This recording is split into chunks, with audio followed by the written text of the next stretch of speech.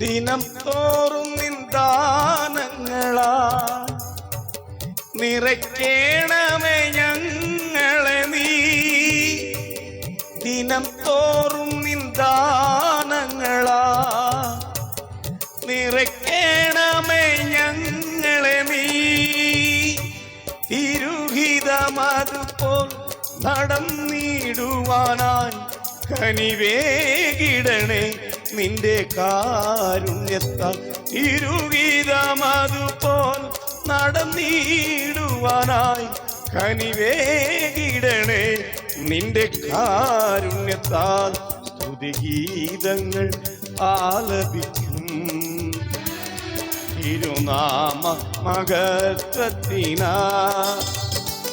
സ്തുതിഗീതങ്ങൾ ആലപിക്കും തിരുനാമ മഹത്വത്തിനാ. യേശുവേ രക്ഷകാ, നിന്റെ നാമം ഞങ്ങൾക്കാശ്രയം.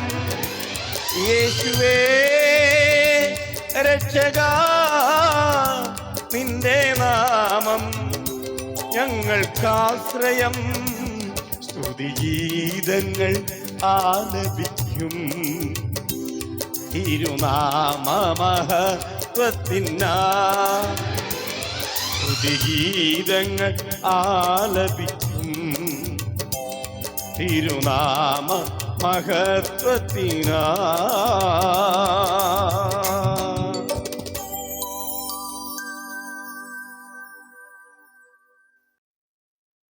ഗുഹയുടെ പുറത്ത് വന്നിരിക്കുന്ന ഏലിയാവിനോട്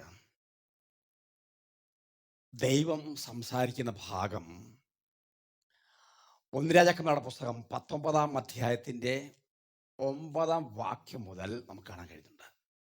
ഹലോ, എഴുന്നേറ്റോ? ഈ രാവിലെ നിങ്ങളോട് സംസാരിക്കാൻ ദൈവം നൽകുന്ന അവസരത്തിനായി ഞാൻ ദൈവത്തിന് സ്തോത്രം ചെയ്യുകയാണ്. സുഖമായിരിക്കുന്നു? ദൈവം അനുഗ്രഹിക്കട്ടെ. സന്ദേശങ്ങൾ കേൾക്കുന്നുണ്ട്. ഒരുപാട് പേർക്ക് നിങ്ങൾ ഫോർവേഡ് ചെയ്തതിൽ വളരെ സന്തോഷം. എല്ലാ ദിവസവും സന്ദേശം നിങ്ങൾ കേൾക്കണം. അത് നിങ്ങളുടെ കുടുംബത്തിനും നിങ്ങളുടെ വ്യക്തിപരമായ ജീവിതത്തിനും നിങ്ങളുടെ സുഹൃത്തുക്കൾക്കും അത് പ്രയോജനമാണെന്ന് ഞാൻ വിശ്വസിക്കുകയാണ്. ദൈവം നിങ്ങൾ അനുഗ്രഹിക്കട്ടെ. അപ്പം ഈ ഏലിയാവ് പേടിച്ചെന്ന് ഞാൻ പറയത്തില്ല, കാരണം അത്രയും പേടിയൊന്നും ഏലിയാവിനില്ല. പക്ഷെ ഇപ്പോൾ തൻ്റെ ജീവൻ അപായപ്പെടുന്ന ഒരു അവസ്ഥ എത്തിയിരിക്കുന്നു എന്ന് ബോധ്യമുള്ള ഏലിയാവ് ആരും കാണാതെ ഒരു ഗുഹയ്ക്കകത്തുനിന്നിരിക്കുക. രാത്രി അവിടെ താമസിച്ചു. അപ്പോൾ അവിടെ താമസിച്ചുകൊണ്ടിരിക്കുമ്പോൾ ദൈവം പറയുകയാണ്, ശബ്ദം കേൾക്കുക, ഏലിയാവേ നീ പുറത്തേക്ക് വാ. അപ്പോൾ ഏലിയാവ് ദൈവത്തോട് പറയുന്നൊരു കാര്യമുണ്ട്. ഈ എന്നെ പോലെയുള്ള ആളുകളെ എല്ലാം ഇവന്മാർ തട്ടുക. ഏതാ? അന്നത്തെ രാജ്യത്തിൻ്റെ രാജാവും പരിവാരങ്ങളും. അപ്പം എല്ലാവരെയും തീർക്കുകയാണ്. അതുകൊണ്ട് ഞാൻ ഒറ്റ ഒരുത്തനെ ഇപ്പോൾ ഉള്ളൂ, ബാക്കിയെല്ലാം പോയി എന്ന് പേടിച്ച് ഏലിയാവ് ഇങ്ങനെ സംസാരിച്ചുകൊണ്ടിരിക്കുന്ന സന്ദർഭത്തിൽ ഏലിയാവിനോട് പറഞ്ഞു, നീ പുറത്തേക്ക് വരാൻ പറഞ്ഞു. പുറത്തേക്ക് ഇറങ്ങി വന്നു. ഇത്രയും ഏലിയാവ് പറഞ്ഞു കഴിഞ്ഞിട്ട് ഏലിയാവ് പുറത്തേക്ക് ഇറങ്ങി വന്നു. അപ്പോൾ ആദ്യം അവിടെ സംഭവിക്കുന്ന കാര്യങ്ങളൊക്കെ അവിടെ എഴുതിയിട്ടുണ്ട്. കൊടുങ്കാറ്റ്, പിന്നെ ഇടിവെട്ടൽ, ഒരുപാട് സംഭവങ്ങൾ. ദൈവം തന്നെ ഏലിയാവിനോട് സംസാരിക്കുന്ന ഭാഗമാണ് അവിടെ എഴുതിയിരിക്കുന്നത്. അവസാനം തീയുണ്ട്. തീയിലും കർത്താവില്ലായിരുന്നു. ചെറിയൊരു ശബ്ദം, മെല്ലെ ഒരു ശബ്ദം. നമുക്ക് ഈ ശബ്ദം കേൾക്കാനാ ഭയങ്കര പാട്. ഒന്നാമത് ഈ ചില ആൾക്കാർക്ക് ശബ്ദമേ ഒരു വിഷയമാണ്. ചില സ്ഥലങ്ങളിൽ നിങ്ങൾ പോയിട്ടുണ്ടോ? ഈ മീറ്റിങ്ങിൻ്റെ ബോക്സിൻ്റെ മുമ്പിൽ വന്നിരിക്കും. അതായത് 2 സൈഡിലായിരിക്കും ബോക്സ് വെച്ചേക്കുന്നത്. അതിൻ്റെ മുമ്പിൽ വന്നിരുന്നിട്ട് ഒച്ച കുറയ്ക്കുക. ചില ആൾക്കാർ അങ്ങനെയാണ്. എന്നാൽ ഈ ചങ്ങാതി എന്നാൽ പുറയിലെങ്ങാൻ പോയിരിക്കണ്ടേ? എൻ്റെ സുഹൃത്തെ, അവരാ മീറ്റിംഗ് വെച്ചേക്കുന്നത് ശബ്ദം വെക്കാൻ തന്നെയാണ്. ചില ആൾക്കാർക്ക് അത് പറ്റിയല്ല. ചില ആൾക്കാർ, ഞാൻ ഒരിക്കലും ഒരു കല്യാണത്തിന് ചെന്നപ്പോഴത്തേക്ക് അവിടെ ചെന്നപ്പോഴത്തേക്ക് പുറകിലിരുന്ന പാസ്റ്റർമാർ പറഞ്ഞു, പാസ്റ്റർ ഒച്ച ഇച്ചിരി കുറവാണ്, ഇച്ചിരി കൂട്ടി വെക്കാമോ, ഞങ്ങൾക്ക് ബാക്കി കേൾക്കുന്നില്ലെന്ന്. 2-3 പ്രാവശ്യം വന്ന് പറഞ്ഞപ്പോൾ ഞാൻ എന്ത് ചെയ്തു, ഇച്ചിരി കയറ്റി വെച്ചു പൊളിയും. ഉടനെ ആ കല്യാണം നടത്തുന്ന ആ പയ്യൻ്റെ അപ്പം വന്ന് പറയുകയാണേ, അത് അതിൻ്റെ അയാൾ വന്ന് പറയാം, പിന്നെ ഇച്ചിരി കുറച്ചോ, ശകലോട് കുറച്ചോ. ഞാൻ കുറച്ചു, പിന്നെയും കുറച്ചു, പിന്നെ കുറയ്ക്കാനില്ല. പിന്നെ എൻ്റെ ഫീഡ്ബാക്ക് നന്നായി കേൾക്കുന്നത്. അപ്പോൾ ഞാനതെന്ന് പറഞ്ഞു, ഇപ്പം പുറത്തേക്ക് ഒന്നുമില്ല, എൻ്റെ ഫീഡ്ബാക്ക് മാത്രമേ ഉള്ളൂ. അങ്ങനെയാണോ? എന്ന് വെച്ചിട്ട് കയറ്റിക്കളാൻ പറഞ്ഞു. അവസാനം ആ ലീഡ് ചെയ്യുന്ന പാസ്റ്റർ അദ്ദേഹത്തെ സല്യൂട്ട് ചെയ്തേ പറ്റുള്ളൂ. ഞാൻ പേരൊന്നും പറയുന്നില്ല. അദ്ദേഹം വന്ന് അച്ചാന്ന് പറഞ്ഞ് മര്യാദയ്ക്ക് അവിടെ പോയിരിക്കാൻ പറഞ്ഞു. അവസാനം അദ്ദേഹം അവിടെ പോയിരുന്നു. എന്നോട് പറഞ്ഞ് ആവശ്യത്തിന് ഉള്ളിൽ കയറ്റിക്കൊള്ളാൻ. ഞാൻ പുറകെ നിന്ന് നമ്മൾ ഞാൻ എപ്പോഴും ഏത് മീറ്റിങ്ങിലായിക്കോട്ടെ എവിടെ ചെന്നാലും ഞാൻ ഈ പുറകിലിരിക്കുന്ന ആൾക്കാർ അവർക്ക് കേൾക്കാവുന്ന സൗണ്ടേ ഞാൻ വെക്കുള്ളൂ. അതിനപ്പുറത്തേക്ക് ഞാൻ കൂട്ടത്തില്ല. കാരണം സ്പീക്കറും അടിച്ചു പോകണ്ടല്ലോ. എന്തിനു ഞാനിത് പറഞ്ഞെന്ന് ചോദിച്ചു കഴിഞ്ഞാൽ അവസാനം മെല്ലെ ശബ്ദം അത് കേട്ടോ വെളി വന്നിട്ട് നേരത്തെ പറഞ്ഞ ഈ കംപ്ലൈൻറ്റ് ഉണ്ടല്ലോ അത് മൊത്തം ഒന്നുകൂടെ പറയാം, ആവർത്തിക്കുക. അപ്പോൾ 2 പ്രാവശ്യം ഇത് ആവർത്തിക്കുന്നുണ്ട്. ഈ മൊത്തം പറഞ്ഞതിന് ശേഷം ദൈവം പറഞ്ഞേ, ഏലിയാവേ ഞാൻ നിന്നോട് ചില കാര്യങ്ങൾ പറയാം എന്നും പറഞ്ഞിട്ട് ഏലിയാവിനോട് ചില കാര്യം പറയുന്നുണ്ട്. അതേ കാര്യം പുതിയ നിയമത്തിൽ റോമാലേഖനത്തിൽ അപ്പോസ്തലനായ പൗലോസ് 11-ാം അധ്യായം 4-5 വാക്യങ്ങളിൽ രേഖപ്പെടുത്തിയിട്ടുണ്ട്. നിങ്ങൾ സമയം കിട്ടും വായിച്ചാൽ മതി. റോമർ 11-4-5 വാക്യങ്ങൾ അവിടെ എഴുതിയിരിക്കുന്നത് എന്താണെന്നറിയോ? ഞാൻ വായിച്ചേൽപ്പിക്കാം. ദൈവത്തോട് വാദിക്കുമ്പോൾ ഒരു തുടർച്ചയാണ്. ദൈവത്തോട് വാദിക്കുമ്പോൾ അവന് അരുളപ്പാടുണ്ടായത്, ബാലിന് മുട്ട കൊടുത്താത്ത 7000 പേരെ ഞാൻ എനിക്കായി ശേഷിപ്പിക്കും. ദൈവം പറയുന്ന കേട്ടോ. അങ്ങനെ ഈ കാലത്തിലും കൃപയാലുള്ള തെരഞ്ഞെടുപ്പിൻ പ്രകാരം ഒരു ശേഷിപ്പുണ്ട്. അത്ര വായിച്ചാൽ മതി. ഒരുപാട് കാര്യങ്ങൾ അതിനകത്ത് രേഖപ്പെടുത്തിയിട്ടുണ്ട്. നിങ്ങൾക്ക് അറിയാവുന്ന ഭാഗമായതുകൊണ്ടാണ് ഞാൻ കൂടുതൽ വിശദീകരിക്കാത്തത്. ബാലിന് മുട്ടുകുത്താത്ത കുറേ ആളുകൾ എനിക്കുണ്ടെന്ന് പറയാം. ആ കാലത്ത് നിങ്ങൾക്കറിയാം, രാജാവ് പറയുന്നതിന് അപ്പുറത്തേക്ക് പോകാൻ പറ്റത്തില്ലാത്തൊരു കാലഘട്ടമാണ്. ജനാധിപത്യ ഭരണമല്ല, അവിടെ ഏകാധിപത്യ ഭരണമാണ്, രാജഭരണമാണ്. രാജാവിന് ഇഷ്ടമില്ലാത്തൊരു കാര്യം ആരെങ്കിലും ജയിലിൽ പിടിക്കുകയോ എന്ത് ചെയ്തിട്ടുണ്ടെങ്കിൽ അവൻ്റെ കാര്യത്തിൽ ഏകദേശം തീരുമാനമാകും. അങ്ങനത്തെ ഒരു കാലം. ഒറ്റയ്ക്കൊരു തീരുമാനമെടുത്ത് മാറിയിരിക്കാൻ പറ്റത്തില്ല. പിടിച്ചു പൊക്കിയെടുത്തും രാജാവിന് മുമ്പിൽ കൊണ്ടുവരും. അങ്ങനത്തെ ഒരു കാലം. ബാലിനെ മുട്ടുകുത്താത്ത രാജാവ് ബാലിൻ്റെ യൂണിവേഴ്സിറ്റിയാണ്. അപ്പൊ ബാലിന് മുട്ടുകുത്താത്ത 7000 പേര് കർത്താവ് എവിടെയോ സൂക്ഷിച്ചു വെച്ചിട്ടുണ്ട്. എന്നിട്ട് പറയാ, നിനക്ക് വലിയ പണിയുണ്ട്, ആ പണി നീ ചെയ്യണം എന്ന് പറഞ്ഞ രാജാക്കന്മാരുടെ പുസ്തകത്തിൽ ആ അധ്യായം അവസാനിക്കുന്നത്. വലിയ ശുശ്രൂഷ ആ ഏലിയാവിനെ കൊണ്ട് ദൈവം ആ അധ്യായത്തിൽ തന്നെ ചെയ്യിക്കുന്നുണ്ട്. 19-ാം അധ്യായം നിങ്ങൾ സമയം കിട്ടും വായിച്ചാൽ മതി. രാജാക്കന്മാരുടെ 1-ാം പുസ്തകം 19-ാം അധ്യായം 1 മുതൽ നിങ്ങൾ താഴോട്ട് വായിക്കണം. വലിയ ശുശ്രൂഷ. ഈ മുട്ടുകുത്താത്ത 7000 പേര്, ഒരു കോംപ്രമൈസും ഇല്ല അവർക്ക്. എന്തായാലും ദൈവം അവരുടെ കൂടെയുണ്ട്.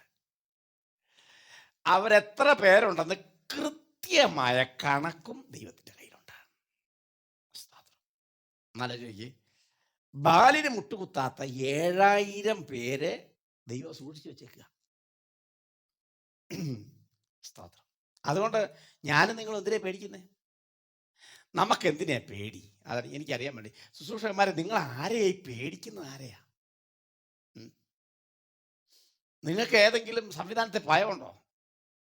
അടുത്തൊരു സന്ദേശം അടുത്ത ദിവസം വരുന്നുണ്ട്, നിങ്ങൾ അതുകൂടെ കേൾക്കണേ. സ്തോത്രം. ഒരു പുതിയ സന്ദേശം വരുന്നുണ്ട്. അത് ഞാനിപ്പം പബ്ലിക്കിൽ പറയുന്നില്ല. സ്തോത്രം. അടുത്തൊരു സന്ദേശം ഇതിനെക്കുറിച്ച് വരുന്നുണ്ട്. എന്തിനാ നിങ്ങൾ ഈ ഭയപ്പെടുന്നത്? നമ്മളെ ശുശ്രൂഷ ഏൽപ്പിച്ചവൻ തന്നെയാണ് അവരെ ശുശ്രൂഷ ഏൽപ്പിച്ചിരിക്കുന്നത്.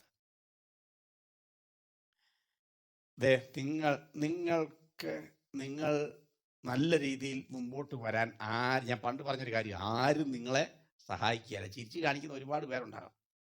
ദാനിയേലേ ഭയങ്കര സെറ്റപ്പാട്ടോ, അടുത്ത പ്രാവശ്യം നീ തന്നെ പാടണം എന്നൊക്കെ പറയുന്ന ടീമുകളുണ്ട്. ഇതിൻ്റെ എല്ലാം ഉള്ളിലെ വേറെ സംഭവങ്ങളാണ്. കാരണം ഏറ്റവും ചെലവ് കുറഞ്ഞാൽ നിന്നെ പിടിച്ചാൽ ഏറ്റവും ചെലവ് കുറഞ്ഞു കിട്ടും. അതുകൊണ്ടാണ് അറിയാൻ മനസ്സിലായ ഏറ്റവും ചെലവ് കുറയും. എന്നിട്ട് അവരുടെ ആവശ്യങ്ങൾക്കോ നമ്മളെ വിളിക്കത്തുമില്ല. അത് പോട്ടെ. ഞാൻ എന്തിനാ പറഞ്ഞ, ഈ മുഖസ്തുതി കൊണ്ട് നിങ്ങളെ വീഴിക്കാനുള്ള ശ്രമം നടത്താനുള്ള തത്രപ്പാടില്ല അവർ. പേടിക്കണ്ട. സ്തോത്രം. എൻ്റെ പ്രിയരെ, കർത്താവിന് നിങ്ങളെക്കുറിച്ചൊരു പ്ലാൻ ഉണ്ടെങ്കിൽ അവൻ്റെ ലിസ്റ്റിൽ നിങ്ങളുണ്ട്. സ്തോത്രം. ഹല്ലേലൂയ. കർത്താവിന് ഭയമുണ്ടോ? ഏ? എൻ്റെ പ്രിയരെ, സാത്താന് ഭയമുള്ള ഒരുത്തനായി നിങ്ങൾ മാറാവോ? സാത്താനെ ഭയമുള്ള ഒരുത്തനായി മാറാനല്ല ഞാൻ പറഞ്ഞത്, സാത്താന് ഭയമുള്ള ഒരു വ്യക്തിയായിട്ട്. സാത്താൻ എന്നാലും പറയും, "ആ, അവിടെ ഒരു ചങ്ങാതി കൊണ്ട് നമുക്ക് അങ്ങോട്ട് പോകാൻ പറ്റിയല്ല." സാത്താൻ പറയുന്നതാണ്, അവിടെ ഒരുത്തനുണ്ട്, അങ്ങോട്ട് പോകാൻ പറ്റത്തില്ല. നിങ്ങൾ കുട്ടിപ്പിശാചികളോട് പറയും, നിങ്ങൾ വളഞ്ഞ് അപ്പുറത്തെ വഴി കൂടെ പോരെ, കാരണം മറ്റേ പുള്ളി അവിടെ ഉണ്ട്. കാരണം പുള്ളിക്ക് ഒരു ദാക്ഷിണ്യമില്ല. ചിലപ്പം നമ്മളെ വല്ല ആൾപ്പാർപ്പില്ലാത്ത കാട്ടിലേക്ക് പറഞ്ഞു വിട്ടാലോ. കണ്ടോ? നിങ്ങളെ ഞാൻ സത്യത്തെയും കൂടി ചോദിക്കട്ടെ, സാത്താൻ നിങ്ങളെ പേടിയുണ്ടോ? നിങ്ങൾ ഒരുപാട് ശുശ്രൂഷകന്മാരെ പേടിച്ച് നടക്കുക, അത് പോട്ടെ. എന്നെ സംബന്ധിച്ച് എനിക്ക് ഒരു ശുശ്രൂഷകന്മാരെയും ആമേൻ ഭയമല്ല, ബഹുമാനമേ ഉള്ളൂ. സ്തോത്രം. ആരെ ഞാൻ ഭയപ്പെടാറില്ല, അതിൻ്റെ ആവശ്യം എനിക്കില്ല. കാരണം ഞാൻ എന്നെ ശുശ്രൂഷയ്ക്ക് വിളിച്ചത് ഇവരാരുമല്ല. ഞാൻ ഇവരുടെ ആരുടെ ഒരു പ്ലാറ്റ്ഫോം നോക്കി നടന്നിട്ടുമില്ല. എന്നെ വിളിച്ചിട്ടുണ്ടെങ്കിൽ ഞാൻ പോയി ശുശ്രൂഷിച്ചിട്ടുണ്ട്.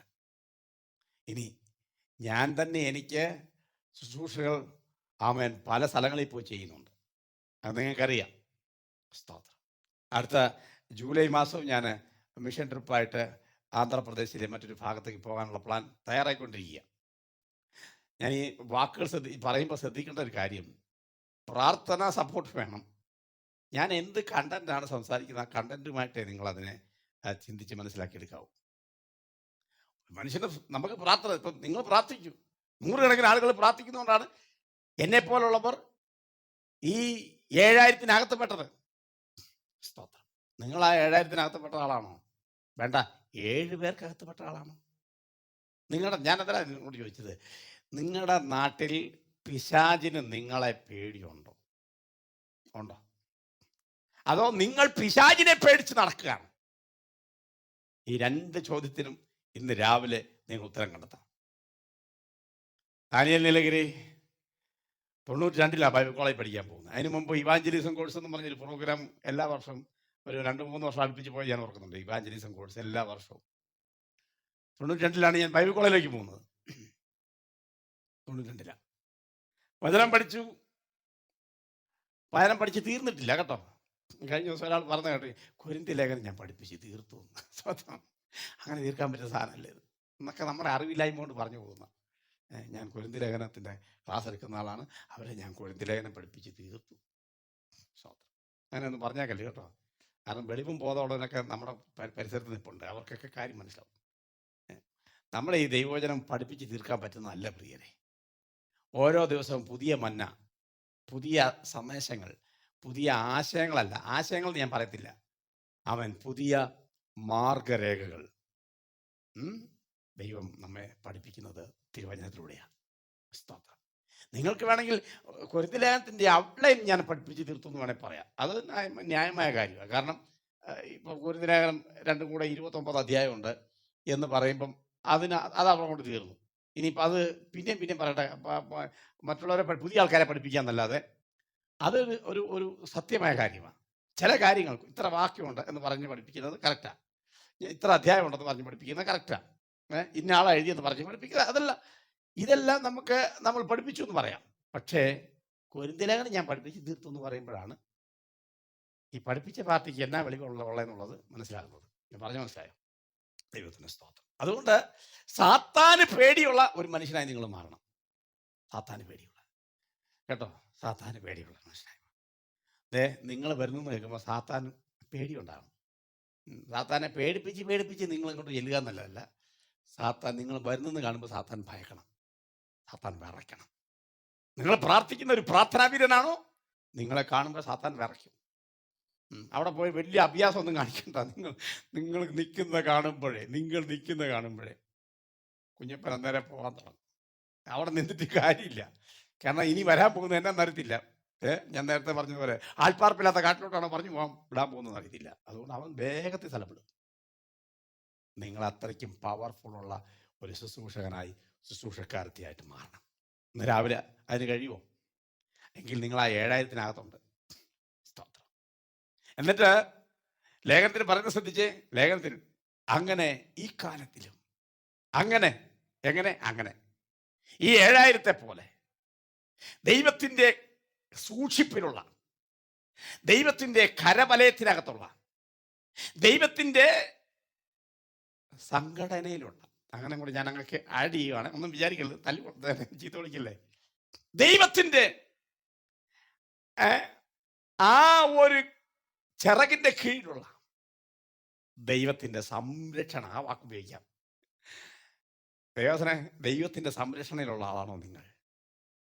അങ്ങനെ ഈ കാലത്തിലും കൃപയാലുള്ള ഒരു ശേഷിപ്പുണ്ട്. ഞാൻ അതിനകത്ത് കയറാനാവട്ടെ, പാടുപെടുന്നത്. ഇതിനകത്ത് കയറി കഴിഞ്ഞാലേ ഭയങ്കര ശ്രദ്ധിച്ചു വേണം ജീവിക്കാൻ. ശാസ്ത്രിമാരെ പോലെ ഞാൻ ഇന്നലെ പറഞ്ഞ പോലെ ആകരുത്. വളരെ ശ്രദ്ധിച്ചു വേണം ജീവിക്കാൻ കേട്ടോ. ഈ ശേഷിപ്പിനകത്ത് ഭയങ്കര റെസ്ട്രിക്ഷൻസ് കൂടുതലാണ്. എല്ലാവരെ പോലെ പറ്റത്തില്ല. ഇന്ന് രാവിലെ എവിടെയാണ് നിങ്ങൾ? ഈ ശേഷിപ്പിൻ്റെ കൂടെയാണോ അതോ അതിന് പുറത്താണോ എന്ന് പിന്നെ പറഞ്ഞു ചോദിക്കേണ്ട കാര്യമില്ല. രാവിലെ എവിടെയാണെന്ന് നമുക്ക് പരിശോധിക്കാം, പ്രാർത്ഥിക്കാം.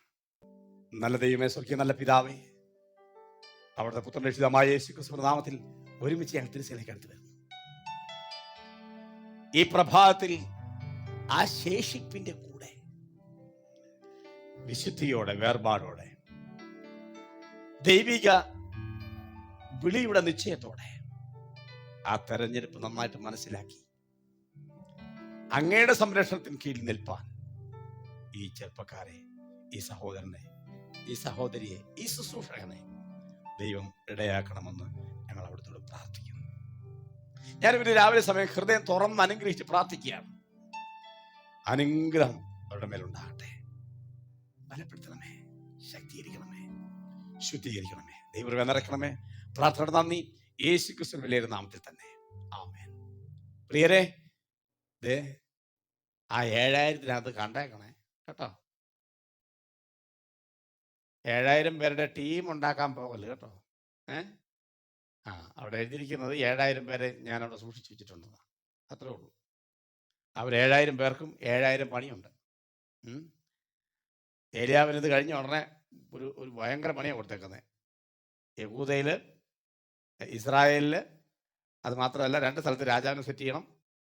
മറ്റൊരു ശുശ്രൂഷ കൊടുത്തിരിക്കുന്നത് നിനക്ക് പകരം അടുത്ത ആളെ പ്രവാചന അഭിഷേകം ചെയ്യണം. എന്തെല്ലാം പണിയല്ലേ. അതുപോലെ ഒരുപാട് പണി നിങ്ങൾക്കുണ്ട്. നിങ്ങൾ ആ പണി ചെയ്തില്ലെങ്കിൽ 8ന്റെ പണി കിട്ടും എന്ന് പറയാനല്ല വരുന്നത്. നിങ്ങൾ ആ പണി ചെയ്യണം, നിങ്ങളെ ഏൽപ്പിച്ച് ശുശ്രൂഷ ചെയ്യണം. അത് വീട്ടിൽ കുത്തിയിരുന്ന് ചെയ്യാതെ ദൈവശബ്ദം കേട്ടാൽ ഇറങ്ങിപ്പോകണം. പോയി അത് ചെയ്ത് ദൈവനാമരാജ്യത്തിൻ്റെ മഹത്വത്തിനായി പ്രവർത്തിക്കണം. ദൈവം നിങ്ങളെ സമൃദ്ധിയായിട്ട് അനുഗ്രഹിക്കട്ടെ.